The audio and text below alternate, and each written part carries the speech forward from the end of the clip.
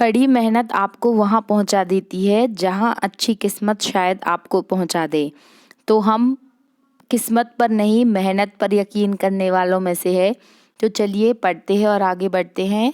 Hello everyone, welcome to Vidyashree academy. I hope you are doing well. आज हम पढ़ने वाले हैं करंट अफेयर 1 से 4 दिसंबर तक का, जिसमें सारी इम्पॉर्टेंट अपडेट्स हम पढ़ेंगे जो हमारे एग्ज़ाम के लिए इम्पॉर्टेंट है। फर्स्ट क्वेश्चन है, नई चेतना पहल बदलाव की लिंग आधारित भेदभाव राष्ट्रीय अभियान किस मंत्रालय के द्वारा शुरू किया गया। तो ये क्वेश्चन थोड़ा सा कंफ्यूजिंग है, क्योंकि जब भी लिंग आधारित की बात आती है तो हमारा दिमाग महिला एवं बाल विकास मंत्रालय पर जाता है, लेकिन याद रखिएगा कि ये पहल शुरू की है ग्रामीण विकास मंत्रालय ने, इसलिए ये क्वेश्चन आ सकता है और कंफ्यूजन हो सकता है। फिर राष्ट्रीय गोपाल रत्न पुरस्कार। अब गोपाल रत्न का मतलब क्या है? गोपाल मतलब गोपाल हम किसको बोलते हैं? कान्हा जी को बोलते हैं। और कान्हा जी क्या करते थे?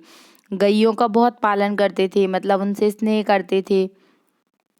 इसीलिए देसी नस्लों का संरक्षण करने के लिए ये पुरस्कार दिया जाता है। इस पुरस्कार का नाम क्या है? राष्ट्रीय गोपाल रत्न पुरस्कार।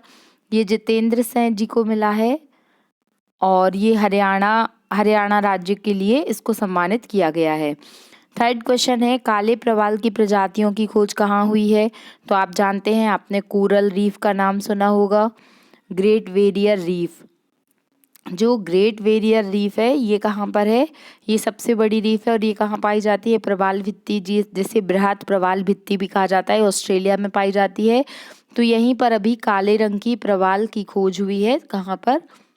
ऑस्ट्रेलिया में। ये आपको याद रखना है। फिर नेक्स्ट क्वेश्चन और मोस्ट इम्पॉर्टेंट क्वेश्चन है, इसको मार्क कीजिएगा कि कमचटका प्रायद्वीप किस देश में स्थित है? कमचटका प्रायद्वीप रूस में स्थित है। अब हमें ये कैसे याद रहेगा कि अगर हम किसी के काम को बिगाड़ दें या उसकी किसी चीज़ को तोड़ दें या चटका दें, तो वो क्या व्यक्ति अपन से क्या हो जाएगा? रूठ जाएगा, मतलब रूस जाएगा। ऐसे याद कर लीजिए कि कमचटका प्रायद्वीप किस देश में स्थित है? रूस में स्थित है। और रूस के कौन सा क्षेत्र है? ये साइबेरियन क्षेत्र है। यहाँ पर क्या हुआ है? ज्वालामुखी विस्फोट हुआ है। और इस प्रायद्वीप की क्या विशेषता है? यहाँ पर ब्राउन बियर पाया जाता है। इसको भी आपको याद रखना है। नेक्स्ट क्वेश्चन है, हॉर्नबिल महोत्सव किस राज्य से संबंधित है? ये हम पहले भी पढ़ चुके हैं। नागालैंड का सबसे फेमस फेस्टिवल है। कौन सा है? हॉर्नबिल फेस्टिवल है। यहाँ पर हॉर्नबिल पक्षी भी पाए जाते हैं, इसको याद रखना है। फिर नागालैंड का गठन कब हुआ था? तो 13वां संविधान संशोधन 1 दिसंबर 1963। याद रखिएगा, यह प्रश्न भी पूछा गया है कि नागालैंड कब बना था? तो 1 दिसंबर 1963 13 कॉन्स्टिट्यूशनल अमेंडमेंट के द्वारा। फिर नेक्स्ट क्वेश्चन है, चूंकि 1 दिसंबर को कौन सा डे मनाया जाता है? तो 1 दिसंबर को कौन सा डे मनाया जाता है? एड्स रोग जो होता है ये किस वायरस के कारण होता है? तो ये HIV के कारण होता है। What is the full form of AIDS? AIDS का फुल फॉर्म क्या होता है? Acquired amino deficiency syndrome. याद रखिएगा, acquired amino deficiency syndrome AIDS का फुल फॉर्म होता है। और एड्स किसके कारण होता है? HIV मतलब ह्यूमन एमिनो वायरस, इसको भी आपको याद रखना है। फिर एड्स की पहचान के लिए एक टेस्ट किया जाता है जिसका नाम होता है एलिसा, इसको भी याद रखिएगा। एलिसा का फुल फॉर्म भी आपसे पूछा जा सकता है। इसका फुल फॉर्म होता है एंजाइम लिंक्ड एमिनो सॉर्वेट एसे। इसको याद रखिएगा, ये क्वेश्चन भी पूछा गया है एग्जाम में कि what is the full form of ELISA. ELISA test किस रोग की पहचान के लिए होता है? तो एड्स की पहचान के लिए होता है। एड्स में क्या होता है कि जो टी लिम्फोसाइट होते हैं जो शरीर में रोगों से लड़ने की या इम्यूनिटी की क्षमता को बढ़ाते हैं, उनकी क्या हो जाती? कमी हो जाती है। फिर यदि आपके शरीर में रोगों से लड़ने की क्षमता कम हो जाने के कारण क्या होगा कि अगर छोटी सी भी सर्दी बुखार ऐसा कोई सिम्टम भी आता है तो वो भी बहुत हार्मफुल हो जाता है। इसलिए एड्स बहुत हानिकारक डिसीज़ मानी जाती है। नेक्स्ट क्वेश्चन है कि नई दिल्ली में 7वां वैश्विक तकनीकी सम्मेलन का उद्घाटन किसके द्वारा किया गया? तो ये क्या है? 7वां वैश्विक तकनीकी सम्मेलन। मतलब ये क्या हुआ? ग्लोबल टेक्निकल समिट हो रहा है, जो कहाँ पर हो रहा है? नई दिल्ली में हो रहा है। और इसका उद्घाटन किसने किया है? एस जयशंकर जी ने किया है। इनका नाम याद रखिएगा। फिर नेक्स्ट क्वेश्चन है, केवेम्पू राष्ट्रीय पुरस्कार 2022 किसे सम्मानित किया गया? केवेम्पू राष्ट्रीय पुरस्कार 2022 से किसे सम्मानित किया गया है? तो ये सिर्फ आप याद कर लीजिएगा, वन लाइनर फैक्ट है, तमिलनाडु को सम्मानित किया गया है। इफ्की 53 इफ्की 53 में किस फिल्म को आईसीएफटी यूनेस्को गांधी पदक से सम्मानित किया गया है? तो इस फिल्म का नाम है नरगिसी। आपको याद रखना है कि ये कौन सी यूनेस्को गांधी पदक पुरस्कार 2022 से किस फिल्म को सम्मानित किया गया है? उसका नाम क्या है? नरगिसी। फिर मोस्ट इम्पॉर्टेंट क्वेश्चन है ये आपके मेंस के एग्ज़ाम में, या आप कहीं ऐसे राइटिंग कर रहे हैं तो उसमें भी आप इस फैक्ट को डाल सकते हैं, यदि इस टॉपिक से रिलेटेड कुछ आता है, या विमेन एम्पावरमेंट का टॉपिक आप लिख रहे हैं। बहुत सारे तरीके से ये वाली न्यूज़ आपको याद रखना है। देखिए, MMR क्या होती है? मातृत्व मृत्यु दर, मैटरनल मोर्टिलिटी रेट जो होता है, इसमें क्या होता है? 2014 से 2016 तक 130 से अभी 2018-20 का जो डेटा आया है उसमें जो MMR है वो कितनी हो गई है? मातृत्व मृत्यु दर 97 हो गई है। तो ये बहुत ही सकारात्मक पहल है और इससे पता चलता है कि किस तरीके से जो हेल्थ सेक्टर है उसने काम किया है, और जो महिलाओं की स्थिति में जो गिरावट हो रही थी उसमें क्या हुआ है? अच्छी पोजीशन देखने मिल रही है। तो याद रखना है आपको कि 2014 से लेके 2016 में कितनी थी MMR इंडिया में? 130 थी, जो कि 2018 से 2020 में कितनी हो गई है? 97 हो गई है। तो आपको याद रखना है। अब आपसे स्टैटिक फैक्ट में क्या पूछा जाएगा कि प्रति 1 लाख जीवित जन्मों पर एक वर्ष में जो मातृत्व मृत्यु दर है, मतलब जो माताओं की मौत हो रही है, वो क्या कहलाएगी? वो कहलाएगी MMR, मातृत्व मृत्यु दर। चूंकि इसका क्वेश्चन ऐसे आता है कि MMR की गणना की जाती है, आपको 4 ऑप्शन देगा, प्रति 1000 मतलब पर 1000 पर 1 लाख पर, या पर 10,000 पर, या पर 100 पर। तो याद रखिएगा, वैसे जनरली हम प्रति 1000 पे बहुत सारी गणनाएं करते हैं, लेकिन जब MMR की बात आती है तो इसको हम 1 लाख जीवित जन्मों पर देखते हैं कि एक वर्ष में कितनी माताओं की मृत्यु हुई है। इसको याद रखना है। एक क्वेश्चन और यहाँ पर बन सकता है कि मैक्सिमम ये कहाँ पर है? तो असम में सबसे अधिक है 195। फिर सेकंड नंबर पे मध्य प्रदेश का स्थान है 173, और ये मध्य प्रदेश के एग्जाम में क्वेश्चन आ चुका है। और यूपी का जो है वो है 167। याद रखिएगा, इसमें सबसे अच्छा प्रदर्शन है वो केरल का है। केरल में मात्र 19 है, मतलब प्रति 1 लाख महिलाओं पर जीवित जन्म पर एक वर्ष में केवल 19 महिलाओं की मौत होती है, जबकि असम में यही आंकड़ा कितना है? 195 है। तो ये आपको याद रखना है। आई होप MMR से रिलेटेड आपके जो भी क्वेश्चंस है वो आपको समझ में आ गए होंगे। फिर सेकंड क्वेश्चन है कि सेबी द्वारा हाल ही में ही BSE के मुख्य कार्यपालक अधिकारी, मतलब जो MD और CEO हैं, CEO किसको बनाया गया है? तो याद रखिएगा, इनका नाम है सुंदर रमन राममूर्ति। अब इसको हमें थोड़ा पढ़ना पड़ेगा कि सेबी क्या है। सबसे पहला क्वेश्चन तो आपसे यही पूछ सकता है कि सेबी क्या है। तो सेबी क्या है? Security exchange board of India. SEBI का फुल फॉर्म आपको याद रखना है। फिर सेबी की जो चेयरमैन है वो, ये क्वेश्चन काफ़ी एग्जाम में पूछा गया है, अभी जो चेयरमैन बनी है वो पहली बार ऐसा हुआ है कि कोई लेडी सेबी की चेयरमैन बनी है, इसलिए क्वेश्चन पूछा जा रहा है कि वर्तमान में सेबी के चेयरमैन कौन है? तो माधवीपुरी बुच, इनका नाम याद रखना है। फिर बात आई है BSE की। तो what is the full form of BSE? BSE होता है बॉम्बे स्टॉक एक्सचेंज। तो आपने BSE सुना होगा। एक होता है NSE, नेशनल स्टॉक एक्सचेंज। इस तरीके से जो सेबी होता है वो शेयर मार्केट को रेगुलेट करने का काम करता है। तो जो BSE बॉम्बे स्टॉक एक्सचेंज है, इसके जो CEO हैं वो कौन बने हैं? उनका नाम याद रखना है, सुंदर रमन राममूर्ति। याद रखिएगा। फिर 1875 में जो BSE है, बॉम्बे स्टॉक एक्सचेंज, ये एशिया का सबसे पुराना स्टॉक एक्सचेंज है। तो आपसे ये भी पूछा जा सकता है कि BSE की स्थापना कब हुई थी, तो 1875 में हुई थी और ये सबसे पुराना स्टॉक एक्सचेंज है इंडिया का, तो इसको याद रखना है। फिर सेबी जो BSE जो इंडेक्स निकालता है उसे क्या बोलते हैं, उसे सेंसेक्स कहा जाता है।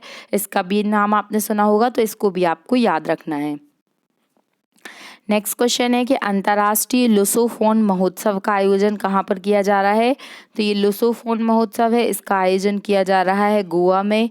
याद रखिएगा, गोवा का जब गठन हुआ था तो पहले पुर्तगालियों ने गोवा पर शासन किया था।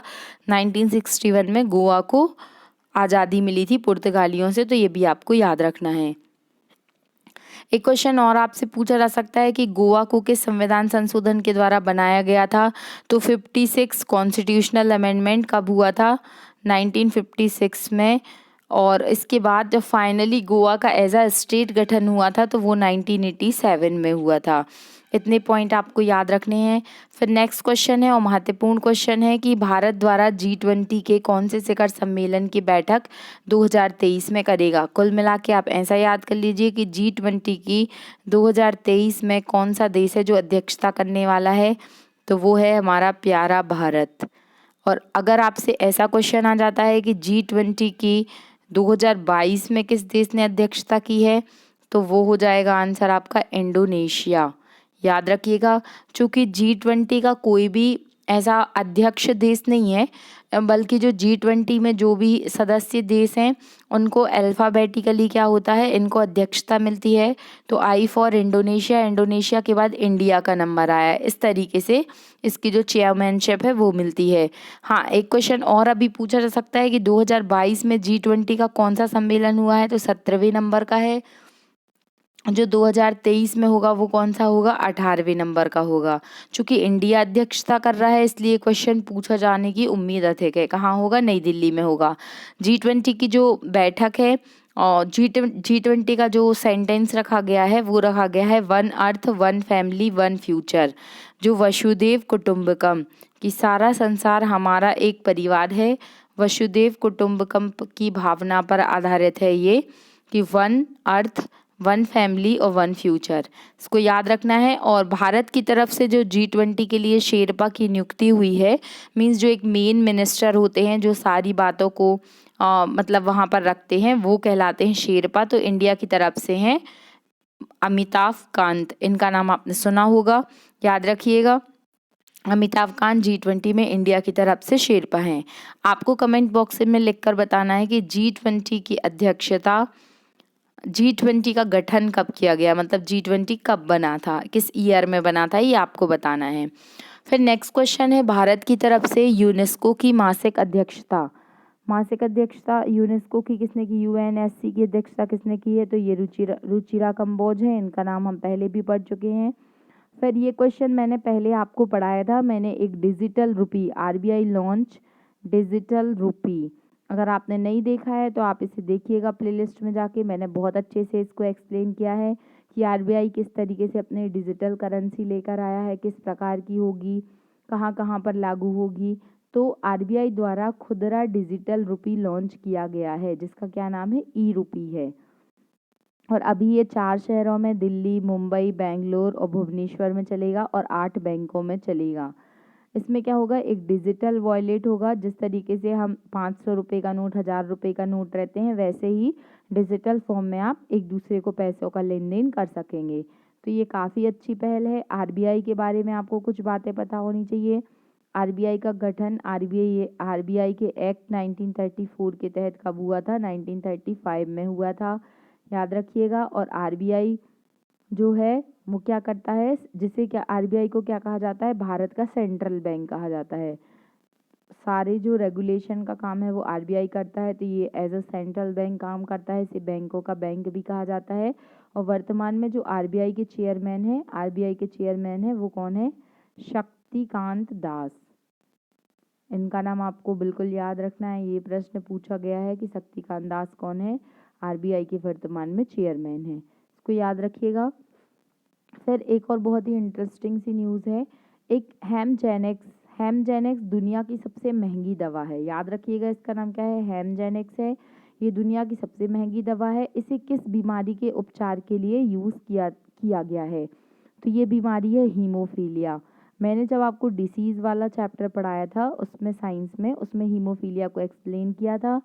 हीमोफीलिया को शाही रोग भी कहा जाता है। क्यों कहा जाता है? क्योंकि जो ब्रिटेन की सबसे पहले महारानी थी उनको ये रोग हुआ था, हीमोफीलिया। ये एक जेनेटिक डिसीज़ है, याद रखिएगा, जेनेटिक डिसीज़ है। इसमें क्या होता है कि यदि आपको कहीं शरीर में चोट आई है और वहाँ से अगर ब्लड निकल रहा है तो ब्लड का कोअगुलेशन नहीं होता है, जो क्लॉटिंग होती है ब्लड की वो नहीं होने के कारण लगातार ब्लड का बहाव होता जाता है और ऐसे में व्यक्ति की डेथ भी हो सकती है। तो इसको याद रखिएगा कि हीमोफीलिया की दवाई कौन सी बनी है, हेमीजेनेक्स। और इसकी एक खुराक, मतलब अगर आपको एक बार इसकी मेडिसिन लेनी है तो उसका प्राइस है 28.58 करोड़। आप समझ सकते हैं कि कितनी महंगी दवाई होगी। और इसमें क्या होता है हीमोफीलिया में कि ब्लड क्लॉटिंग होती है और फैक्टर जो जी होता है उसकी कमी हो जाती है। और ये एक CSL बहरीन कंपनी है जिसने इस दवा को डेवलप किया है। इतने पॉइंट आपको याद रखना है। फिर नेक्स्ट क्वेश्चन है कि व्यापार उत्कृष्टता पुरस्कार 2022 में सर्वोत्तम औद्योगिकी पुरस्कार किसको मिला है? तो ये सर्वोत्तम औद्योगिकी पुरस्कार है और ये मिला है मंथन को मिला है। ये बेस्ट टेक्नोलॉजी के लिए है।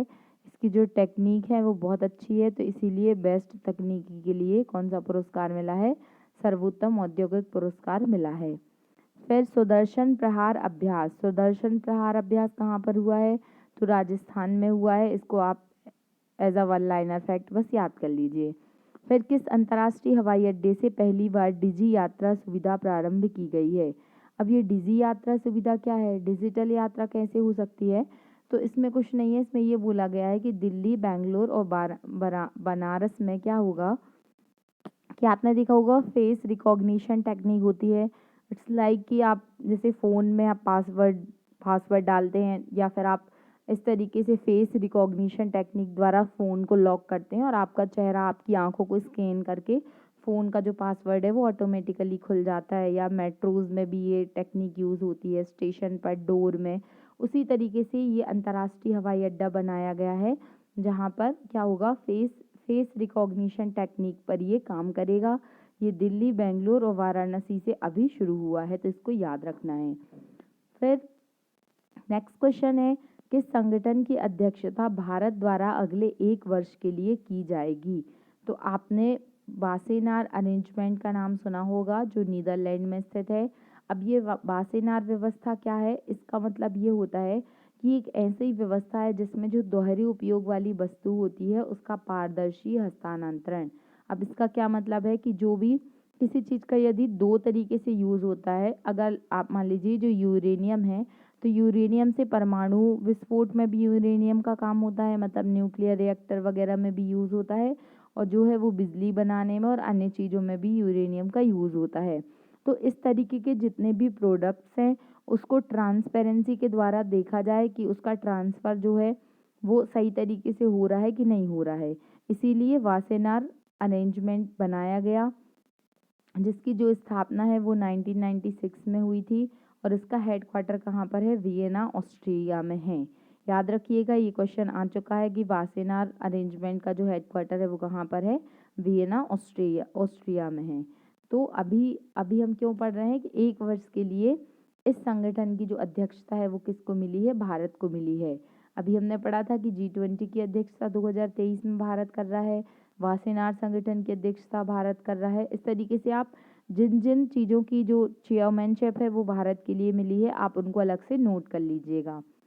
फिर कौन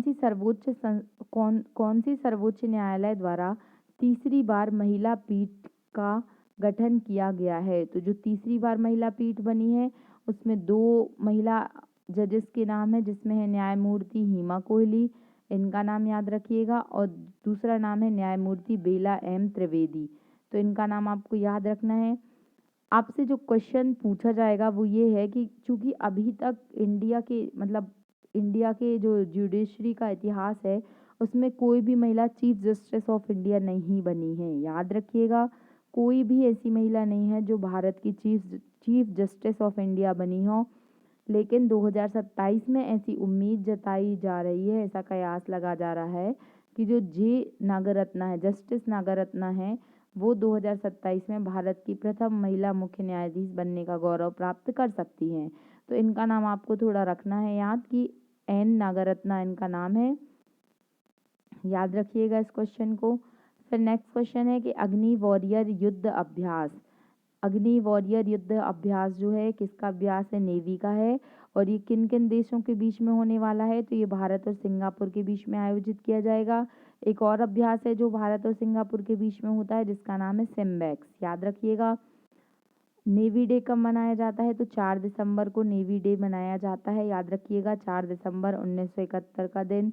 ऑपरेशन ट्राइडेंट जो, इसको याद रखना है आपको। और अगर आपसे पूछा जाएगा, आपको कमेंट बॉक्स में लिखकर बताना है कि थल सेना दिवस और वायु सेना दिवस कब मनाया जाता है। फिर the emissary of peace prize जो है वो किसको मिला है? तो श्री श्री रविशंकर जी को मिला है। ये यूएसए का प्राइज है। The emissary of peace prize ये स्पिरिचुअलिटी को बढ़ावा देते हैं और इसमें जो आध्यात्मिक विकास है, किस तरीके से पीस को प्राप्त किया जा सकता है, किस तरीके को माइंड को शांत किया जा सकता है, तो श्री श्री रविशंकर जी के बारे में आपने ज़रूर पढ़ा होगा, सुना होगा, ये काफ़ी फेमस हैं। तो इनको अवार्ड मिला है the emissary of peace prize. फिर नेक्स्ट क्वेश्चन है कि आईएनएस शिवालिक और आईएनएस कमारोटा किस देश के साथ अभी हमने ये इनको भेजा गया है? तो याद रखिएगा वियतनाम में आईएनएस शिवालिक और आईएनएस कमारोटा को के साथ हमने क्या किया है? अभी संपर्क किया है। फिर जेएमबी वायरस की खोज कहाँ पर हुई है? तो जेएमबी वायरस क्या है? जेएमबी वायरस की खोज रूस में हुई है। ये क्या है? एक तरीके से 48,500 वर्ष पुराना वायरस है। अब इस तरीके के क्वेश्चन यूपीएससी को काफ़ी पसंद है। बहुत सारी बार मैंने देखा है कि इस तरीके के क्वेश्चन, जैसे किसी गुफा की खोज हुई है, कोई वायरस की खोज हुई है, तो यूपीएससी ऐसे क्वेश्चन को प्रेफरेंस देता है, तो इसको याद रखिएगा। आपको याद होगा अभी कुछ दिन पहले हमने पढ़ा था कि जो मंकी पॉक्स वायरस है, मंकी पॉक्स वायरस का जो नाम है वो बदल कर क्या कर दिया गया है? एम पॉक्स कर दिया गया है। और किसने किया है ये काम? तो ये नेक काम किया है डब्ल्यूएचओ ने। डब्ल्यूएचओ के अभी वर्तमान में अध्यक्ष कौन है? अगर आपको उनका नाम पता है तो आप कमेंट बॉक्स में लिखकर बता सकते हैं। फिर उत्तराखंड का ब्रांड एम्बेसडर किसे बनाया गया है? तो प्रसून जोशी, इनका नाम आपने सुना होगा, ये एक महान गीतकार भी रह चुके हैं, मतलब अभी भी हैं। प्रसून जोशी जी को क्या बनाया गया है? उत्तराखंड का ब्रांड एम्बेसडर बनाया गया है। फिर एक फेस्टिवल होता है सिलचर सिलहट फेस्टिवल, सिलहट सिलचर महोत्सव। इसका आयोजन भारत और बांग्लादेश के बीच में संबंधों की प्रगाढ़ता के लिए, कि जो रिलेशनशिप है भारत और बांग्लादेश के बीच में उनमें और अधिक स्ट्रांगनेस आए, इसलिए बनाया गया है सिलचर सिलहट फेस्टिवल। और अभी भारत और बांग्लादेश के जो संबंध है उसके लिए 50 वर्ष हुए हैं और भारत अपना आज़ादी का अमृत महोत्सव मना रहा है। तो याद रखिएगा कि बांग्लादेश के साथ संबंधों की बेहतरी के लिए सिलहट सिलचर फेस्टिवल का आयोजन किया जा रहा है। तो ये आज हमारे क्वेश्चंस थे। 1 दिसंबर से 4 दिसंबर तक जो भी इम्पोर्टेंट पॉइंट्स थे हमने उन सारे पॉइंट्स को डिस्कस किया है। ये करंट अफेयर छूट गया था, अगर आपने जो आपने नहीं पढ़ा है तो आप यहाँ से अपना दिसंबर माह की शुरुआत कर सकते हैं। इसके पहले मैंने 5 दिसंबर का मीन्स आज का जो करंट अफेयर है वो पढ़ा दिया है। अब हम फिर से अपने प्रॉपर रूटीन में आएंगे। हम पटवारी के लिए, एसएससी सीजीएल के लिए और जो भी आगे आने वाले एग्ज़ाम है असिस्टेंट रजिस्ट्रार एमपीपीएससी, उसके लिए सारी प्रॉपर प्लानिंग के साथ, स्ट्रैटेजी के साथ पढ़ाई करेंगे। आई होप आपको वीडियोस अच्छे लग रहे होंगे। आप प्लीज़ अधिक से अधिक लोगों तक शेयर करें। सब्सक्राइब नहीं किया है तो सब्सक्राइब करें। आपको वीडियो पसंद आ रहा है तो लाइक करें, नहीं पसंद आ रहा है तो आप डिसलाइक भी कर सकते हैं। और प्लीज़ आप अपना फीडबैक कमेंट बॉक्स में ज़रूर दें कि आपको कौन सी चीज़ अच्छी लग रही है, क्या कमी है, क्या इम्प्रूवमेंट किया जा सकता है। और बेल आइकन को प्रेस नहीं किया है तो बेल आइकन को प्रेस ज़रूर कर दें ताकि आपको नोटिफिकेशन मिल जाए। Thank you so much. पढ़ते रहिए, खुश रहिए। जय हिंद, जय भारत।